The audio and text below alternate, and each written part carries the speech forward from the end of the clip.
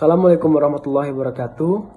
Perkenalkan, nama saya Nanda Aulia Pratama dengan NIM 2204240. Di sini saya akan buat video untuk menjelaskan materi 7 dan 8. Poin pertama yaitu hak dan kewajiban ASN, P3K, TNI, dan Polri. Aparatur sipil negara yang mencakup pegawai negeri sipil dan P3K memiliki hak dan kewajiban penting. Hak ASN antara lain menerima gaji, tunjangan, cuti, perlindungan, serta pengembangan kompetensi. PNS memiliki tambahan hak seperti jaminan pensiun dan jaminan hari tua. Sedangkan P3K mendapatkan perlindungan berupa jaminan hari tua, kesehatan, kecelakaan kerja, dan kematian sesuai sistem jaminan sosial nasional. Kewajiban ASN meliputi setia dan taat pada Pancasila, Undang-Undang 1945, NKRI, dan pemerintah yang sah, menjaga persatuan dan kesatuan bangsa, melaksanakan kebijakan pemerintah. Sedangkan TNI memiliki hak untuk memperoleh perlindungan dan fasilitas sesuai ketentuan yang berlaku. Kewajiban TNI meliputi mengatasi pemberontakan bersenjata, mengamankan wilayah perbatasan negara, melindungi presiden dan wakil presiden, mengamankan objek vital nasional, membantu penanggulangan bencana alam, dan melakukan tugas pertahanan negara yang meliputi penghancuran kekuatan musuh yang mengancam kedaulatan dan keselamatan bangsa.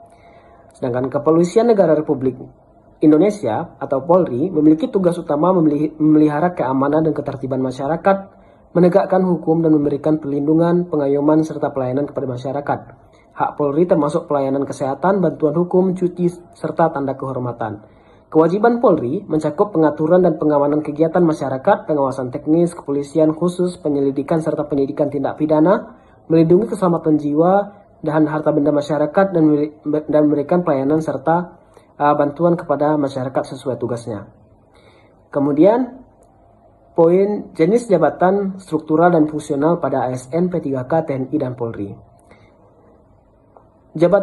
Jabatan struktural pada ASN adalah posisinya yang secara hierarkis mengatur organisasi dan pegawai dalam suatu instansi.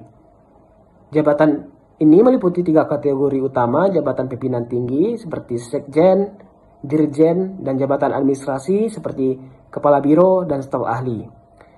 Sedangkan jabatan fungsional lebih menekankan pada keahlian dan kompetensi khusus tanpa terkait dengan garis komando struktural. Jabatan ini terbagi menjadi 2 jenis: jabatan fungsional keahlian dan jabatan fungsional keterampilan, seperti dosen, dokter, analis hukum, teknisi laboratorium, dan lain-lain. Untuk P3K, yang dapat diisi umumnya berupa jabatan fungsional sesuai kebutuhan instansi pemerintahan dengan penugasan yang juga berdasar keahlian atau keterampilan tertentu. Sedangkan TNI dan Polri memiliki jabatan struktural dan fungsional sesuai dengan tugas dan fungsi institusi masing-masing. Pada TNI, jabatan struktural mencakup pangkat dan jabatan komando serta staf, sedangkan jabatan fungsional meliputi spesialisasi keahlian militer. Dan Polri juga memiliki jabatan struktural dalam rantai komando, jabatan fungsional yang spesifik di bidang teknis kepolisian seperti penyidik, analis kriminal, atau penyuluh keamanan. Kemudian poin dari pengertian pangkat, jabatan, golongan, dan persandingannya pada ASN, P3K, TNI, dan Polri. Pangkat adalah tanda kedudukan resmi yang menunjukkan tingkat hierarki dan kewibawaan seseorang dalam organisasi.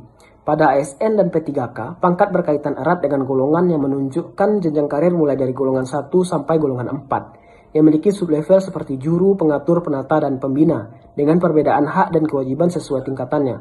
Pada TNI dan Polri, pangkat menggunakan sistem militer dan kepolisian yang khas, mulai dari perwira pertama, menengah, hingga tinggi dengan lambang dan nama pangkat yang berbeda sesuai institusi.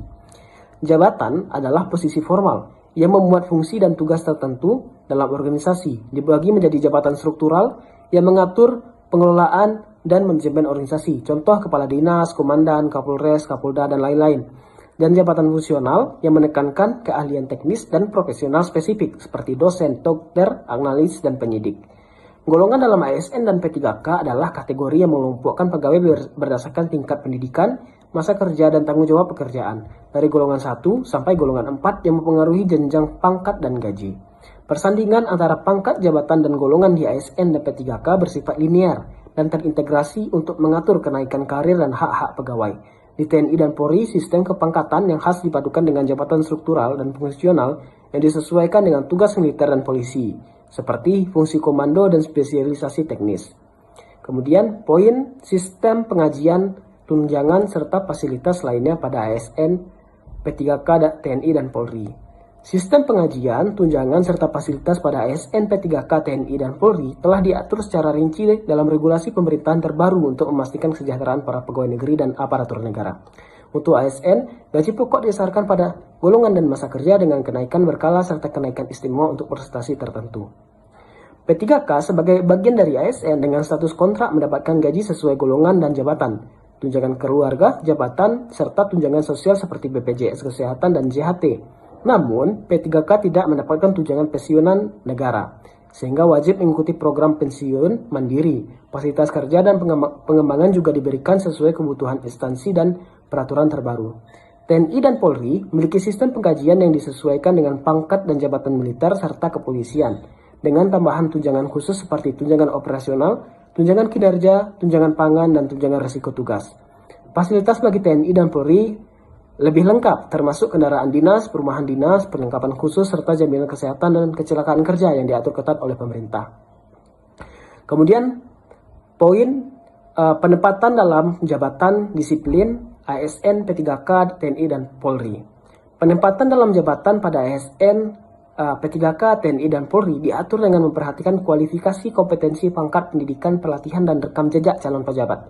ASN dapat menempati jabatan struktural dan fungsional sesuai keahliannya, dan P3K ditempatkan sesuai kebutuhan instansi. Khusus bagi TNI dan Polri, selain menduduki jabatan di institusi masing-masing, prajurit TNI dan anggota Polri juga dapat ditempatkan dalam jabatan ASN di instansi pusat tertentu dengan persetujuan pimpinan tertinggi TNI, Polri, dan menteri terkait. Sistem penempatan ini memastikan kompetensi dan kebutuhan organisasi terpenuhi tanpa mengubah status kepegawaian. Disiplin bagi ASN, P3K, TNI, dan Polri adalah kewajiban mutlak untuk menjaga integritas, profesionalisme, dan keberlangsungan fungsi institusi. Kemudian poin pengertian pejabat pemerintah, pejabat negara, dan pejabat daerah. Pejabat pemerintah adalah seseorang menduduki jabatan tertentu dalam sistem pemerintahan dan memiliki wewenang melaksanakan fungsi pemerintahan administratif serta pelaksanaan kebijakan. Sedangkan pejabat negara adalah orang yang memegang posisi penting dan strategis dalam lembaga negara termasuk pimpinan dan anggota lembaga tertinggi negara seperti presiden, wakil presiden, menteri, gubernur, bupati, wali kota, serta anggota legislatif dan yudikatif. Sedangkan pejabat daerah adalah pejabat yang membawahi penyelenggaraan pemerintah pada tingkat daerah, provinsi, atau kabupaten kota, termasuk gubernur, wakil gubernur, bupati, wakil bupati, wali kota, dan wakil wali kota. Ketiga jabatan ini berbeda posisi dan kewenangannya tetapi saling berkaitan dalam rangka kelancaran penyelenggaraan pemerintah dari pusat hingga daerah. Dengan pejabat negara menepati posisi strategis di lembaga negara utama, pejabat pemerintah sebagai pelaksana administratif, dan pejabat daerah dalam lingkup wilayah pemerintah daerah. Cukup sekian yang dapat saya sampaikan. Lebih dan kurangnya saya minta maaf. Wassalamualaikum warahmatullahi wabarakatuh.